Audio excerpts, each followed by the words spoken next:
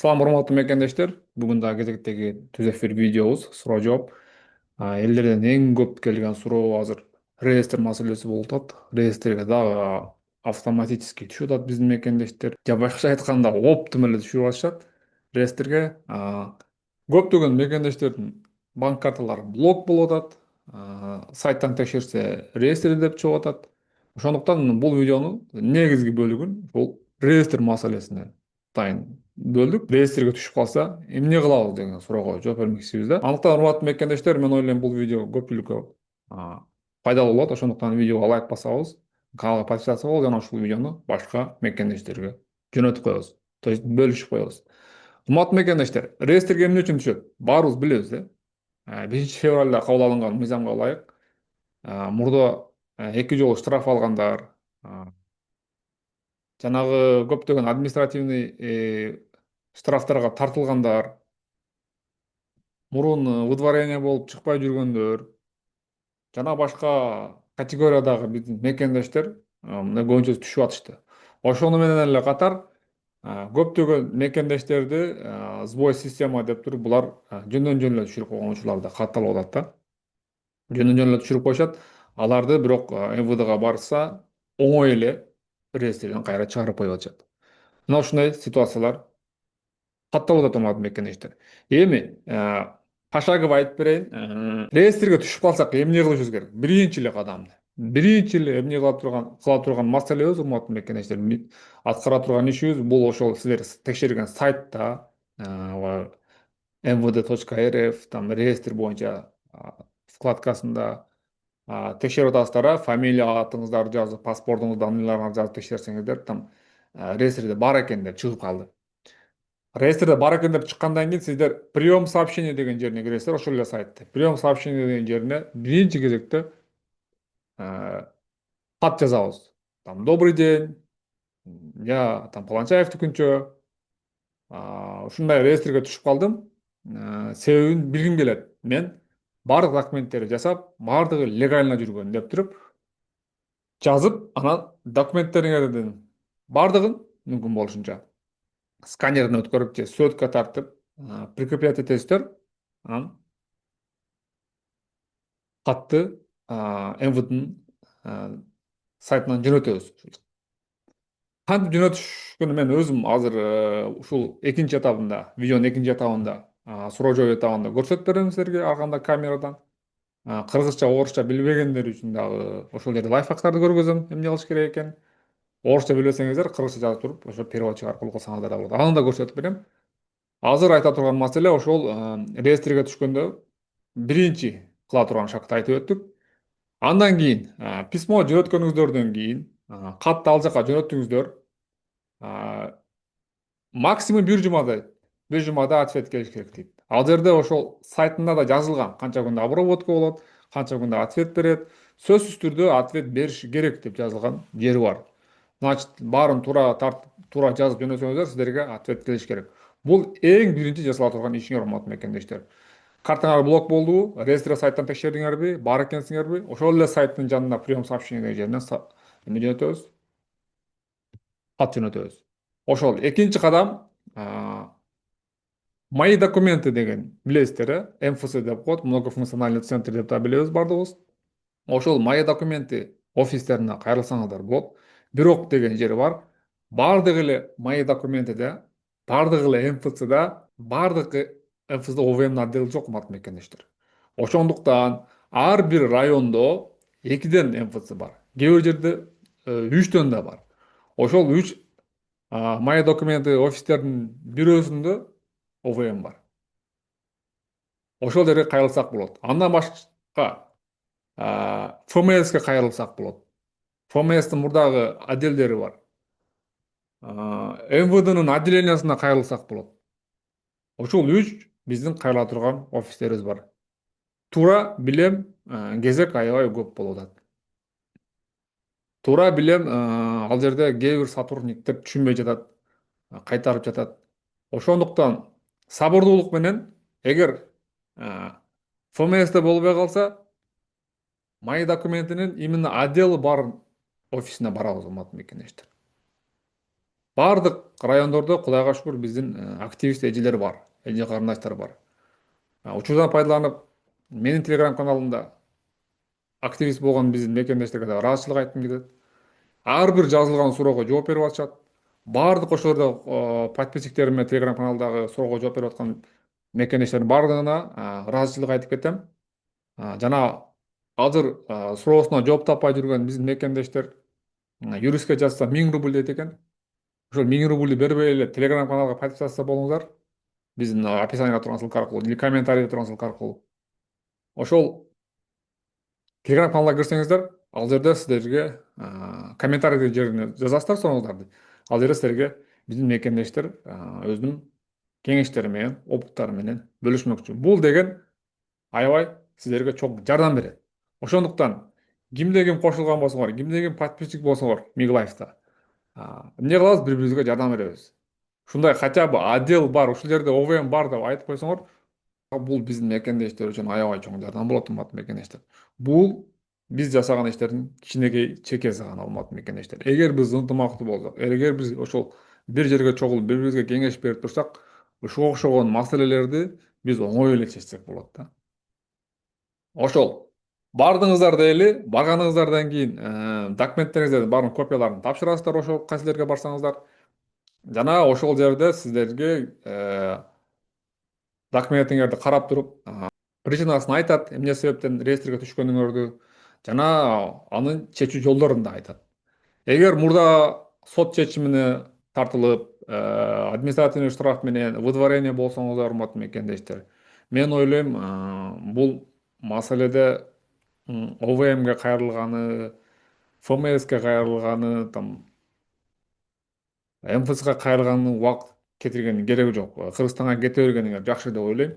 Себеби соттун чечими болгонуна байланыштуу сиздерди реестрден чыгаруу мүмкүн эмес.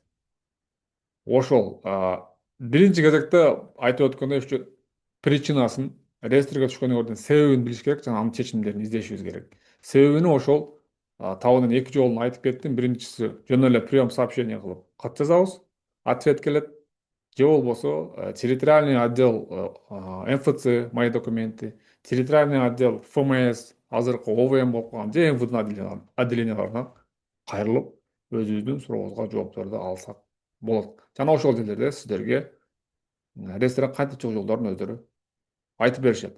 Андан тышкары штамп боюнча дагы суроолор келип атат. Урматтуу мекендештер, штамп маселеси боюнча.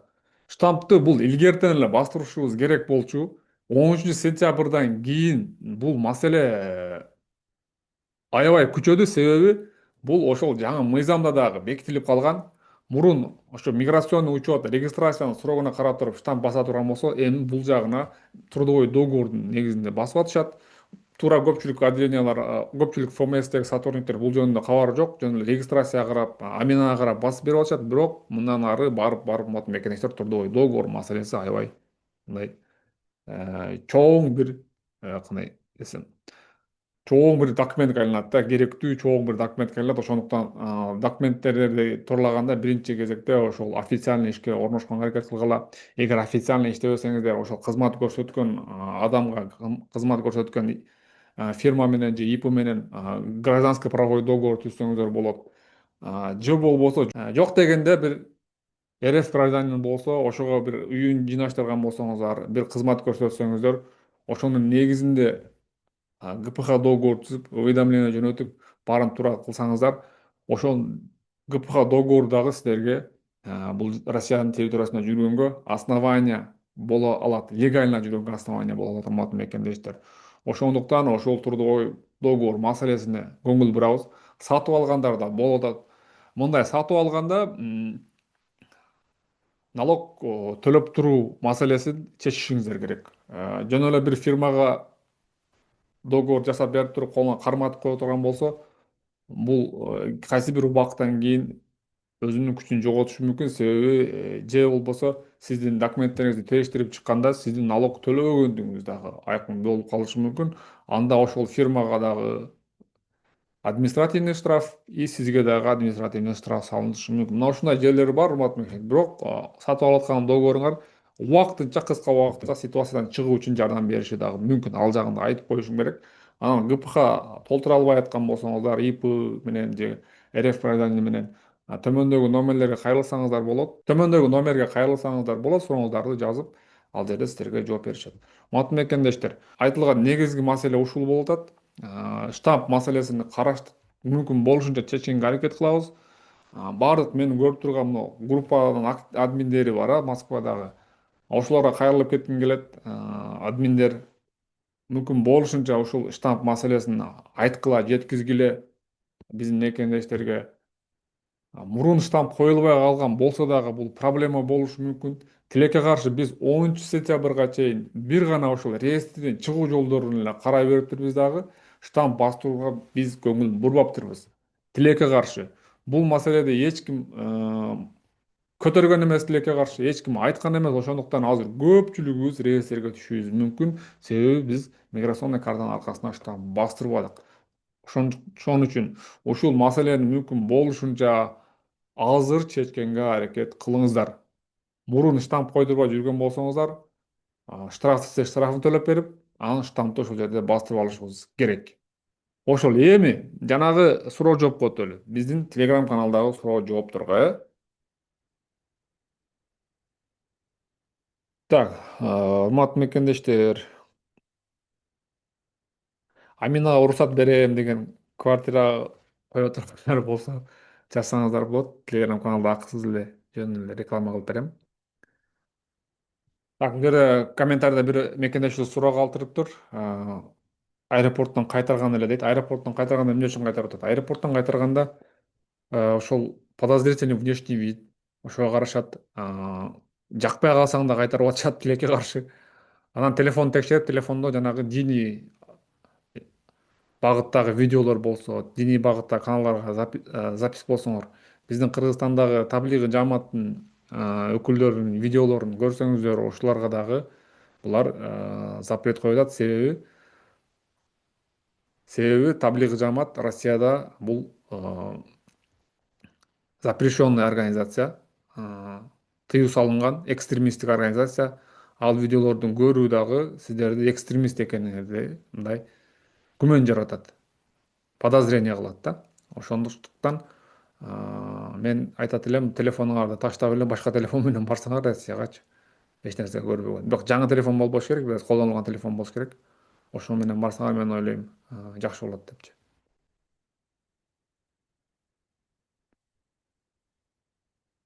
Так, суроолорго жооп берип коюштур да баардыгы. Баары жооп берип коюштур, анда деле суроо жок. Эмне кыскартат Реутов боюнча.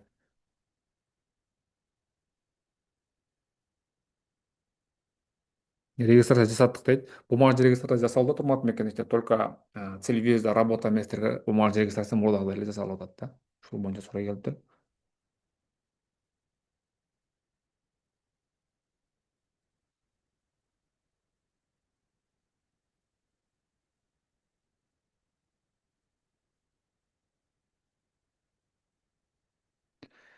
Так, жакшы нерсе бөлүшүптүр. Именно ошол Амина боюнча суроолор жаралган болсо,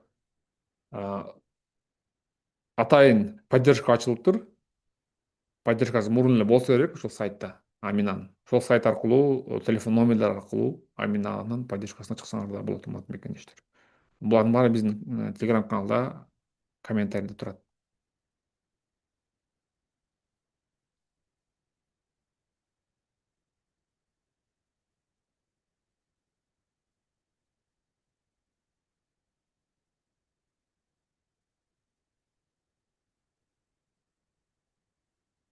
Саламатсыздарбы? Бизде дагы штамп көйгөй болуп жатат. Мен 24-жылы 9 майда келген, мен Москвага, анан район Коптеводо жашадык. 3 айлык регистрацияны 9 айлык продленияга, анан 2 жылга апрель айында ошол райондон продление кылдым эле.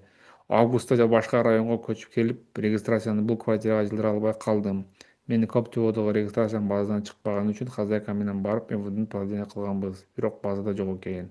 Базадан текшерсем, ал жакта менин аты жөнүм, тууган жыл меники, сүрөттө адрес башка адам турат. Бул Гүлзада Бобоева деген мекендешибиз жазыптыр. Урматтуу Гүлзада, сиздин вопросуңуз аябай оор. Бул жерде технический ошибка болуп атат. сайттыкы. Сүрөтүңүз башка, данныйларыңыз сиздики болбосо техническая ошибка. Реестр жанагы базадан чыкпай атканда ошого байланыштуу. Бул маселе боюнча именно технический частына кайрылышыңыз керек, сайттын технический жагына. Ошол специалисттер гана карап жооп бере алышат. Сотрудники там ОВМ тилекке каршы, сотрудники МФЦ, они, к сожалению, не являются мындай технический специалист болупчу. Тилекке каршы алар техникалык специалист эмес, сайт боюнча билишпейт, ошондуктан булар карап туруп эле сеники ал жакта экен, анан бул жака деп туруп эле сизди эки жака Коптеводон дагы башка жактарга сизди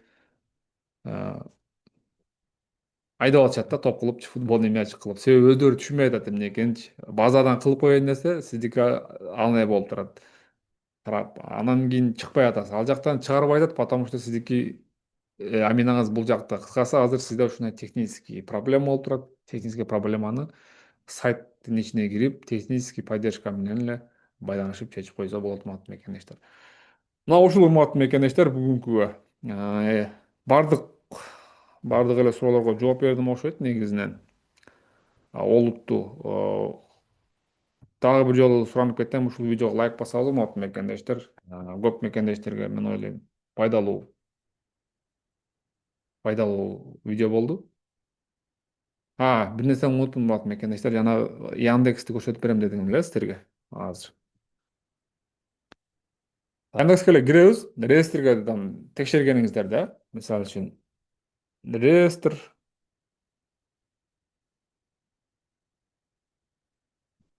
контролируемых лиц иностранных граждан деп чыгып атат да, мына караңыздар.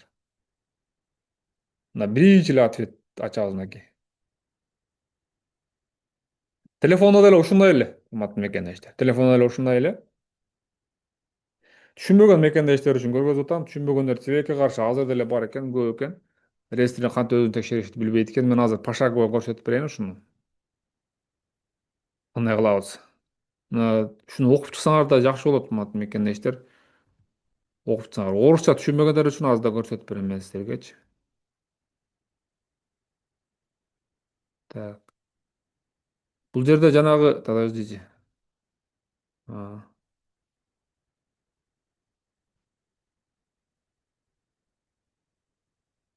Мынакей могул жерде дагы көрүп турасыздар, горячий линиясы бар экен МВДнын. Могул жерде по вопросам включения в РКЛ, а также для урегулирования своего правового статуса иностранный может обратиться территориальный орган дейт мынакей. МВД России, филиалы ФГУ, ПФС МВД России, также Сахаровага барсак болот экен да.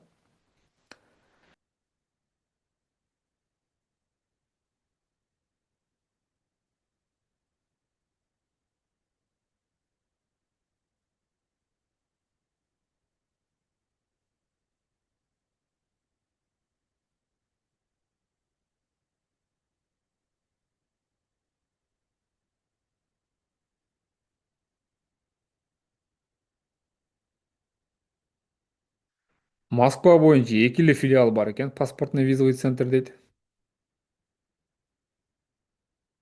МВДныкы.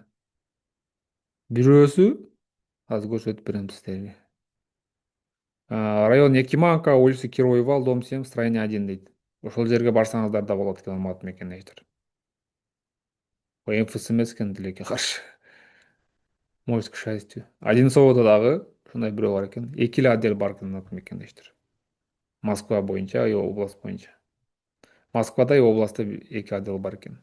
Ошол отделдерге барсаңыздар да болот экен. Ошол ФГУП деген ушу экен. ПФУП дейби, кайсы? Паспортный визовый центр дейт.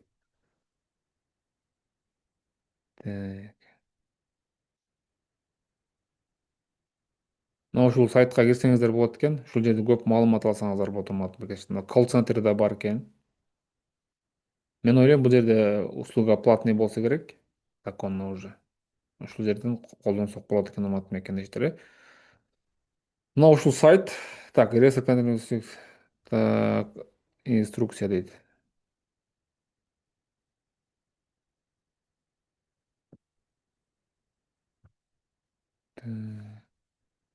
Воспользовался модулем реестр контролируемых листов. Мисалы үчүн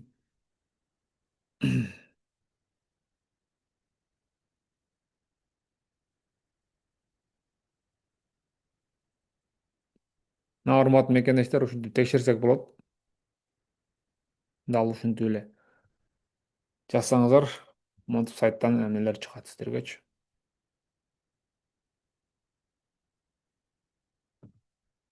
Код рождения жазабыз, серия номер паспорта, дата выдачный заткестер, анан могу капчаны эмне кылабыз, жазабыз. Анан искайтты бассаңыздар болду. Урматтуу мекендештер, бүгүнкү видеобуз аягына чыкты. Реестр боюнча мүмкүн болушунча көбүрөөк маалымат берүүгө аракет кылдык. Сурооңуздарды Telegram каналда комментарийде жазып, бири бириңер оюңуздар менен бөлүшүп, ошол жерде жооп алсаңыздар болот. Бири-бириңиздерге пайдалуу кеңештерди берсеңиздер болот, урматтуу мекендештер. Жана ошондой эле реестр боюнча дагы бир маселени айтып кетейин. Реестрден чыкканыңыздарда, неважно кантип чыктыңыздар, ошол отделениядан справка алып алганга аракет кылыңыздар. Ошол справка кийин кайра реестрге түшүп калсаңыздар, көрсөтүп кайра чыгарганы жеңилирээк болот, урматтуу мекендештер.